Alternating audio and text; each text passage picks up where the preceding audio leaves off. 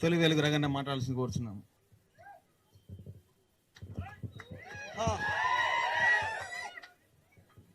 వేదిక మీద ఉన్న పెద్దలకి మిత్రులందరికీ నమస్కారం. నిరుద్యోగ లోకానికి ఈ పోరాటం మరింత బలంగా ముందుకెళ్లాలని కోరుకుంటూ నన్ను పిలిచినందుకు ప్రత్యేకంగా ధన్యవాదాలు. ఇంకా గట్టిగా వస్తుంది కదా.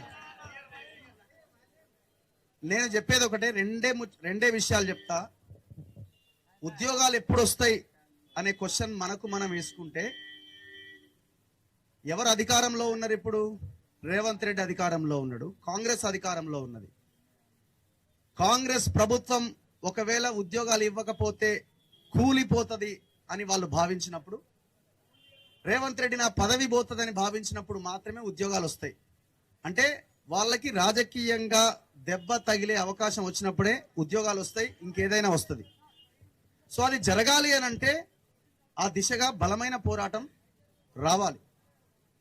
ఇందిరా పార్క్ దగ్గర ఒక ధర్నా, ఉస్మానియా యూనివర్సిటీలో చిక్కడపల్లి లైబ్రరీలో ఒక ధర్నా, దిల్సుఖ్ నగర్లో ఒక మెరుపు ధర్నా, మళ్ళీ వారం రోజులు గ్యాప్, మళ్ళీ ఇంకొకటి. ఎవరు అన్నారు రేవంత్ రెడ్డి ఇది చూస్తాడేమో అని. వాళ్ళు ఎందుకు చూస్తారు? వాళ్ళు ఏం చూడరు. వాళ్ళు ప్రశాంతంగా ఇవి ఈవెంట్లు అనుకుని వాళ్ళు ఎంజాయ్ చేస్తున్నారు. కాబట్టి సుదీర్ఘమైన బలమైన ఒక నిర్మాణాత్మకమైన పోరాటం జరగాల్సిన అవసరం ఉన్నది. ఆ బాధ్యత కూడా మనందరి మీద ఉన్నది. రాజకీయ నాయకులు ఇవాళ తెలంగాణలో ఈ పార్టీ ఆ పార్టీ అని లేదు. ఒక టెంట్ కింద మనం ఎట్లాగైతే అందరము బాధితులము, పోరాటం చేసే వాళ్ళందరం ఇక్కడ కూర్చున్నామో, ఒకే టెంట్ కింద తెలంగాణలో ఉన్న అన్ని పార్టీలు కలిసి కూర్చొని మాట్లాడుకుంటున్నారు. సో కాబట్టి రాజకీయ పార్టీలు మన వెనకాల ఉండాలనో, ఏదో లీడర్ సహకారం ఉంటేనే మూవ్మెంట్ జరుగుతుందనో మనం భావిస్తే ఈ పోరాటాలు ఈ రకంగానే ముందుకెళ్తాయి. కాబట్టి పార్టీలన్నింటినీ పక్కన పెట్టండి. మనలో కూడా ఎవరైనా పార్టీల సహకారంతో ముందుకెళ్లే ప్రయత్నం చేసి మనల్ని వాడుకోవాలి అని చూస్తే మెడలు బట్టి అవతలికి నెట్టేయండి. సో ఆ ప్రయత్నం చేస్తేనే మనం సక్సెస్ అవుతాం. జాబ్ క్యాలెండర్ అన్నారు, మీరు ChatGPT ఓపెన్ చేసి కొట్టండి. Vishwal committee report ఏమిచ్చింది? 191,000 ఉద్యోగాల ఖాళీలు ఉన్నాయని చెప్పింది 2020-21లో. ఇదే రేవంత్ రెడ్డి, ఇదే కాంగ్రెస్ ఆనాడు వాళ్ళ ఎలక్షన్స్ లో గెలవడం కోసం విశ్వాల్ కమిటీ రిపోర్ట్ ఏం చెప్పింది కేసీఆర్ అని కేసీఆర్ని క్వశ్చన్ చేశారు.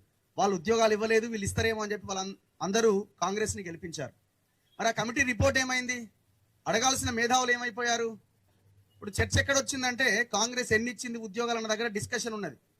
ఎన్ని ఇచ్చారు ఉద్యోగాలు అన్న దగ్గర కాదు డిస్కషన్. ఆయన 60,000 70,000 ఇచ్చినా అంటున్నాడు, మీరేమి ఇవ్వలేదని మనం అంటున్నాం. డిస్కషన్ అక్కడ కాదు.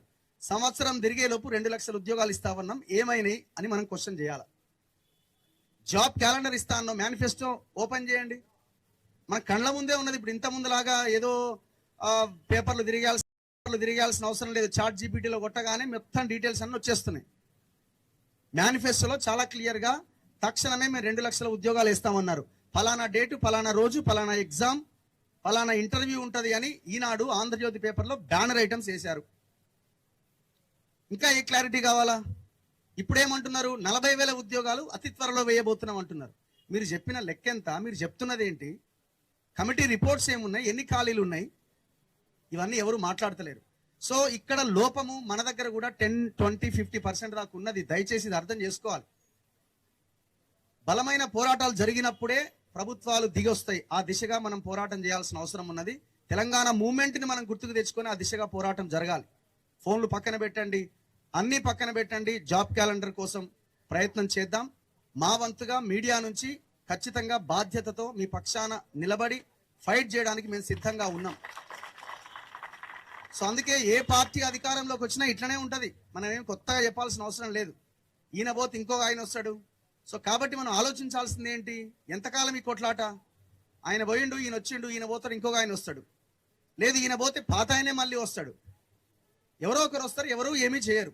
సో కాబట్టి ఒక ఆల్టర్నేట్ వచ్చేంత వరకు, మన ప్రభుత్వాలు వచ్చేంత వరకు మన పరిస్థితి ఇట్లనే ఉంటది. సో ఆ ప్రయత్నాలు జరిగితేనే మనం అడుగు ముందుకేయడానికి అవకాశం ఉంటది. అంతవరదాకా మనం ఇట్లా కొట్లాడుతూనే ఉండాలి. ఈ కొట్లాడే క్రమంలో కూడా నిజాయితీతో, నిబద్ధతతో, ప్రణాళికాబద్ధంగా మనం పోరాటం చేయాల్సిన అవసరం ఉంది. ఆ దిశగా పోరాటాలు జరుగుతాయి. ఇది తెలంగాణ, రేవంత్ రెడ్డి అయినా ఇంకో ఆయన అయినా నిరుద్యోగుల డిమాండ్లకి తలంచాల్సిందే. ఖచ్చితంగా ఉద్యోగాలు వచ్చే వరకు ఈ ఫైట్ ని మనం కొనసాగిద్దాం. ధన్యవాదాలు. Thank you. అశోక్ సార్ని మాట్లాడాల్సి కోరుచున్నాము.